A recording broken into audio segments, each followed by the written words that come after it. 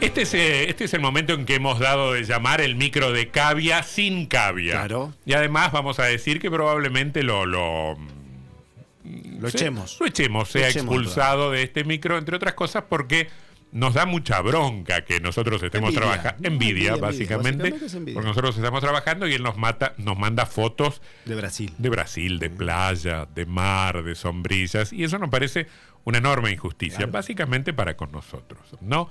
Pero en homenaje a Cavia vamos a decir que nos deja invitados y temas interesantes. ¿Cómo haré yo una entrevista sobre temas que tienen que ver con la biología, siendo que es una disciplina con la que me llevo definitivamente mal? No diré que la detesto, porque quedaría un poco grosero para con mi invitada, pero me llevo muy mal con la biografía. Le cuesta. Con la biología. La profesora Rocío, por algo es de biología, porque Rocío, Ciencias de la Naturaleza. La profesora Rocío Zapata es profesora de biología, es magíster en didáctica y es docente de la Facultad de Ciencia y Tecnología de la UADER. Gracias, profesora, por venir. ¿Cómo va? ¿Cómo va? Buenas tardes. De 10 alumnos suyos, en el momento en que hacía secundaria, creo que ahora no lo está haciendo, pero vamos a... pero algo hago. Bueno, de 10 alumnos suyos. Bueno, si dan ciencias naturales hay como un sesgo, ¿no? Pero ¿a cuántos les gusta la biología y a cuántos no? De cada 10. De cada 10, cuando arrancan conmigo, puede que a 4 les gusta la biología. Pero yo soy tan buena profesora que... Pero después se van y no queda nadie en la clase. Pero llegando a fin de año, sí, en estas épocas, a 9 ya le gusta. Muy bien, sí, muy bien. La moral muy alta. La profesora Zapata ha trabajado el tema de la enseñanza de las ciencias naturales en el contexto rural en la escuela secundaria argentina. Explíqueme por qué le resultó interesante estudiar esto. Bueno, eso arranca en principio, mi primera experiencia cuando me recibo hace 10 años. Comienzo en una escuela rural a unos kilómetros de acá. ¿En dónde? En Colonia Nueva, acceso Villa Urquiza. Por la Picada, por ahí más o menos. Exacto, en el acceso Villa Urquiza comienzo a trabajar en una escuela ahí. Y me pasó algo que para mí considero que la práctica no me había preparado, que fue tener primer, segundo y tercer año todos juntos en un aula. Cuando a mí en la facultad, bueno, me habían enseñado a que tenía esos cursos separados, porque tenía que trabajar contenidos distintos con esos grupos. Claro. ¿Y por qué tenía todos juntos ahí? Porque nosotros en la escuela secundaria argentina tenemos una modalidad que es la modalidad rural, así como hay modalidades especial, contexto de encierro, intercultural bilingüe, tenemos una modalidad en nuestro país y especialmente en nuestra provincia, que es la modalidad rural que habilita a tener cursos y grados en un mismo espacio físico debido a una baja matrícula. Sí. Claro, y la sorprendió la experiencia que debió atravesar. Primero, segundo, tercero, distintos contenidos y todos juntos Se me quemaron los papeles. Se le quemaron los papeles. Se me quemaron los papeles. Dígame en un minuto dos cosas. Uno, cómo lo solucionó y dos, cómo decidió trabajar eso en la investigación. ¿Cómo lo solucioné? No sé si lo solucioné, pero me puse a leer, me puse a estudiar.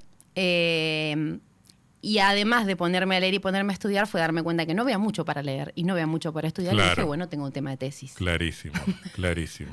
Es donde vi un hueco, una vacancia y dije, bueno, me voy a dedicar a esto. Ya que hay tan poco publicado, ya que hay tan poco escrito, es un buen tema de tesis. ¿Y qué hipótesis la movió? ¿Qué descubrió? ¿A qué conclusión llegó? Por ahora conclusiones hay pocas. No está terminado el trabajo. Una vacancia. No. Yo estoy cursando un doctorado que en parte por una cuestión personal y un poco económica y social está un poco frenado. Con ahora vistas en hacerla en otro lugar, no en la universidad que lo estaba haciendo.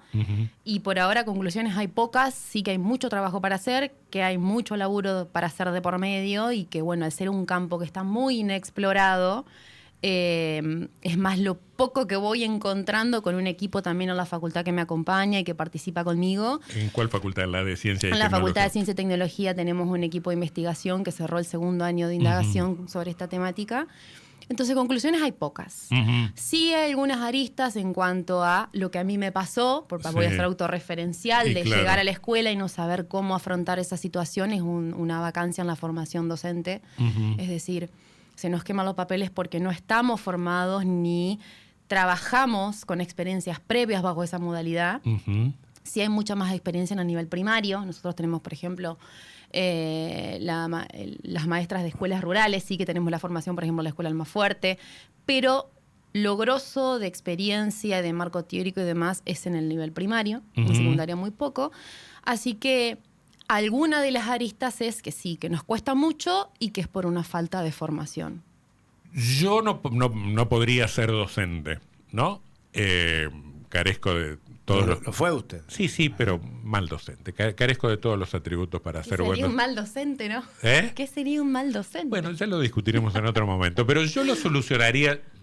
Yo digo esto para que usted me objete científicamente. Bien.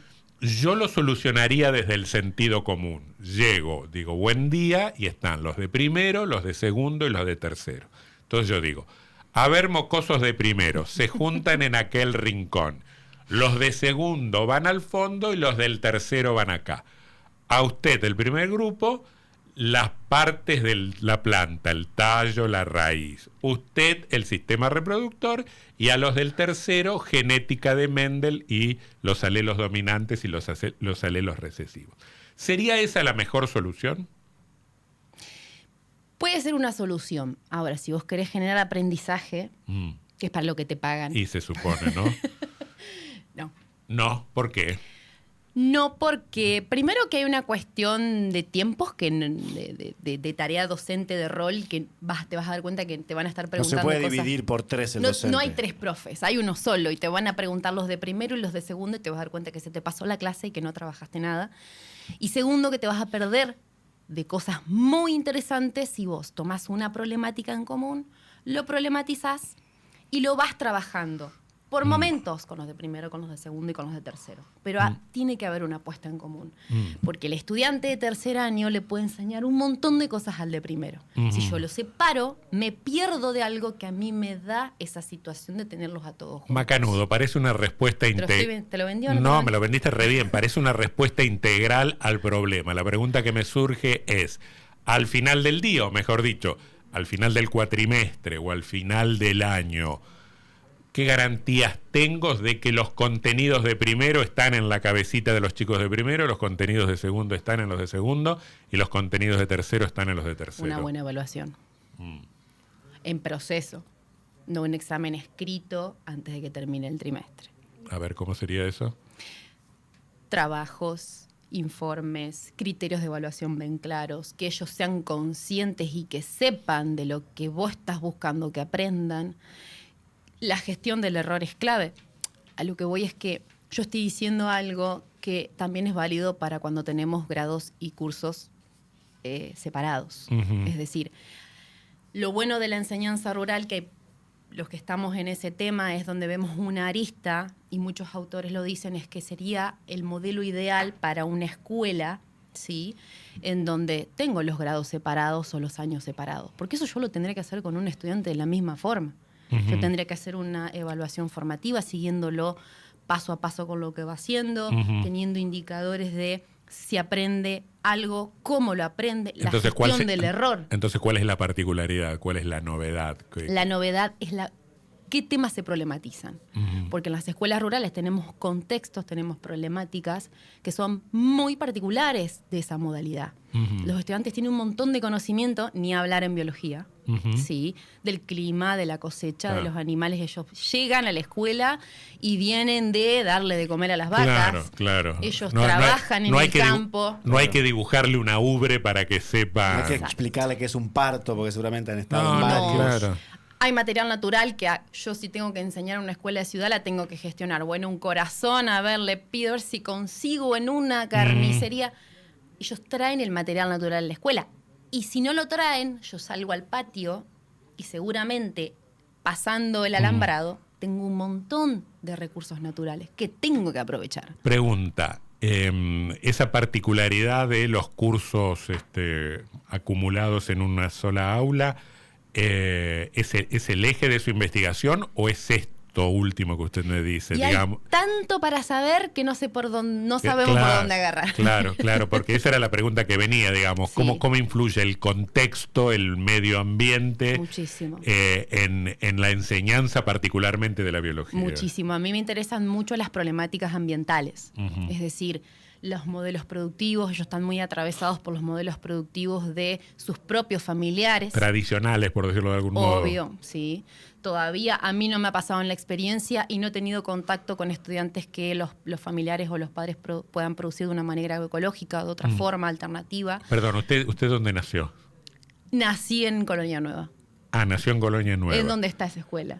O sea que no es un bicho de cemento. No. No es, claro, porque estaría bueno saber qué pasa en una experiencia de ese tipo con alguien que es bien urbano, porque supongo que podría venir con esta idea: chicos, hagamos la granja ecológica, pensemos en términos de una nueva agricultura, y los pibes desde la experiencia te dan vuelta tu cabeza teórica y alejada del ambiente, ¿no? Sí, influye muchísimo. El haber estado en ese contexto influye muchísimo, pero porque da más herramientas para entender las lógicas, los ejemplos, a qué refieren cuando usan el vocabulario propio para saber a la jerga, ¿no? Eso ayuda muchísimo, pero sí, el ambiente y las problemáticas ambientales es algo que a mí me interesa. Lo que pasa es que hay tanto hilo para cortar que no se llega nunca. ¿Qué es esto de los videojuegos en la enseñanza de la biología en las escuelas secundarias de Entre Ríos? Esa es otra línea en la que estoy trabajando, en la Facultad de Ciencia y Tecnología, que tiene que ver con la ruralidad, pero no necesariamente. Se formó un grupo bastante interesante en la facultad donde estamos trabajando justamente con los videojuegos. Un poco nace la situación después de la pandemia, en donde los dispositivos están mucho más presentes en las aulas. También no solo los dispositivos móviles, sino las mismas compus también están muy presentes. Y bueno, empezamos a notar, todos los que estamos en esa investigación somos docentes, que estamos en las escuelas, que estamos en el aula, que estamos en el pasillo, vemos que se utilizan videojuegos.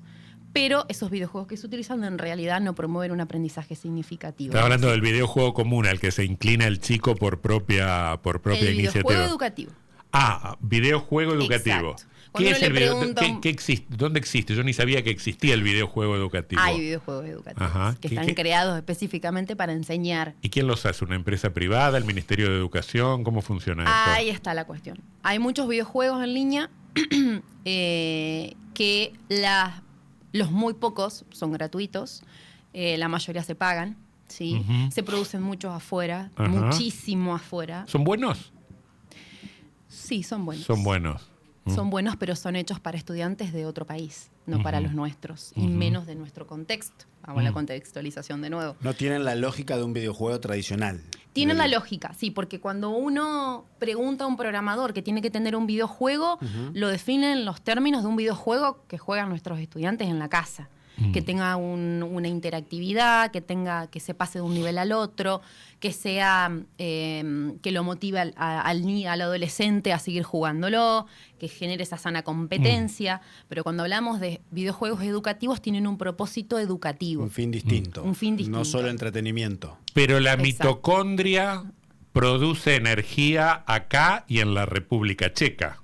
Sí, pero si pensamos no solo en, por ejemplo, algunos orgánulos celulares y trabajamos cuestiones, por ejemplo, ambientales, de flora y fauna nativa, claro. Si trabajamos algunas problemáticas en cuanto a enfermedades, es necesario contextualizar. Claro. Ni hablar de que la mayoría de los juegos de afuera están en otro idioma, o sea, o están en inglés o en otro idioma, y no todos los estudiantes lo manejan. Y lo peor es que son pagos y muy caros. Nosotros en la Argentina no tenemos videojuegos. No lo podemos chorear, no lo podemos robar. Lamentablemente no. ¿No? ¿Hay que pagar patentes, algo de eso? Exactamente, hay que pagar patente. Y más para aquellos videojuegos que tienen todo lo que se necesita. Porque no es lo mismo un videojuego que solo permita que el estudiante juegue y uno como profe lo esté viendo cómo juega.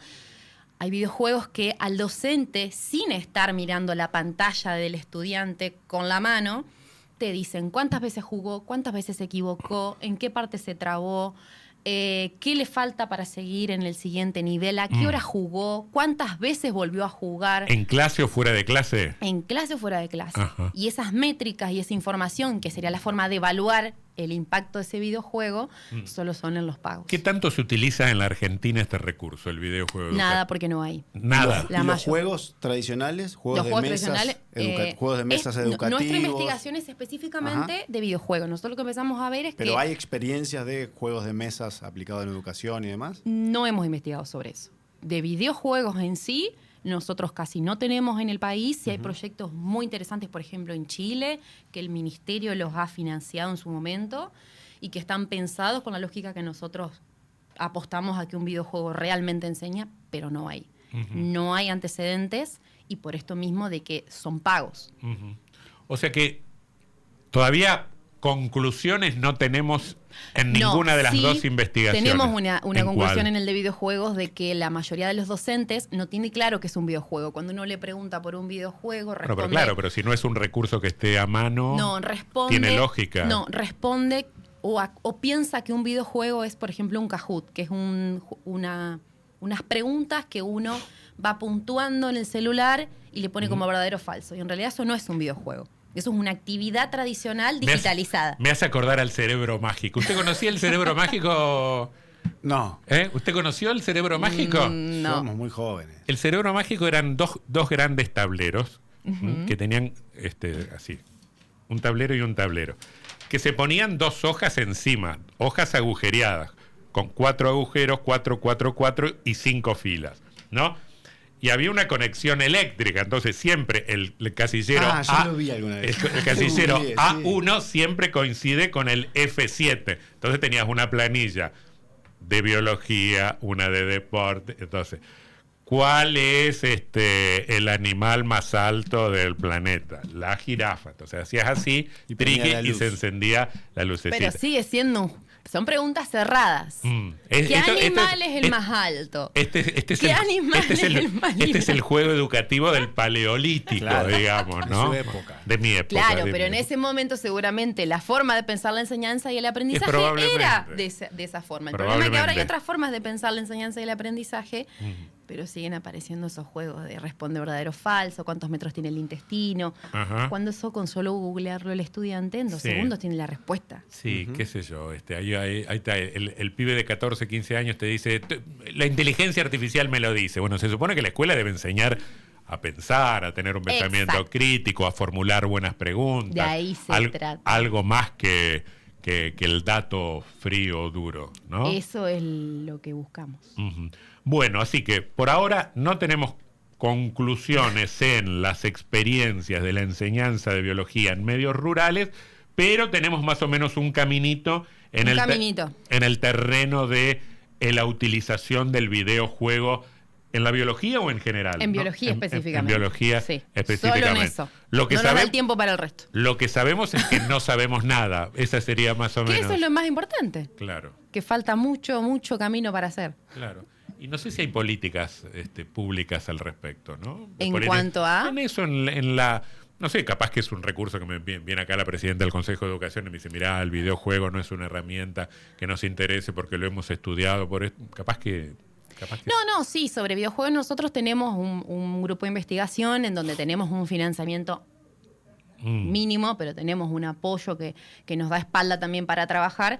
Pero sí, hablando de videojuegos donde nosotros tendremos que trabajar con una plataforma y con programadores, es un trabajo muy grande en el cual sí está, pero cada vez se aleja muchísimo por la vacancia de conocimiento, en pensar en algún financiamiento y que todos tengan acceso al videojuego de manera gratuita, no que un docente tenga que pagar para llevar un videojuego a su clase. Claro. Porque ya es un desafío llevarlo, porque el docente también le pasa que se achica porque no lo sabe jugar. Obvio. Sabe jugarlo mucho mejor el estudiante que sí, más bien. el profe. Bien. Entonces, a todos esos miedos, a esa inseguridad, sumar a que el docente tiene que pagar una suscripción es inviable.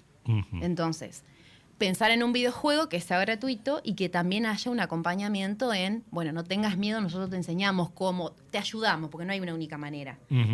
te acompañamos a que vos lo implementes en el aula. De la herramienta. Pero falta tanto.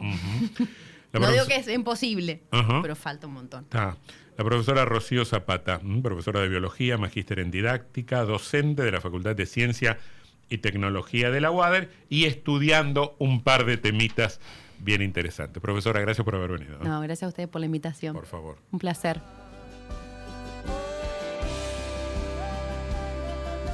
La academia dice lo suyo. Manuel Cavia.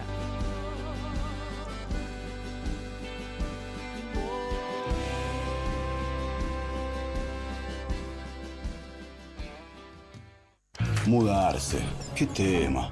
Vender, comprar, alquilar, qué tema, qué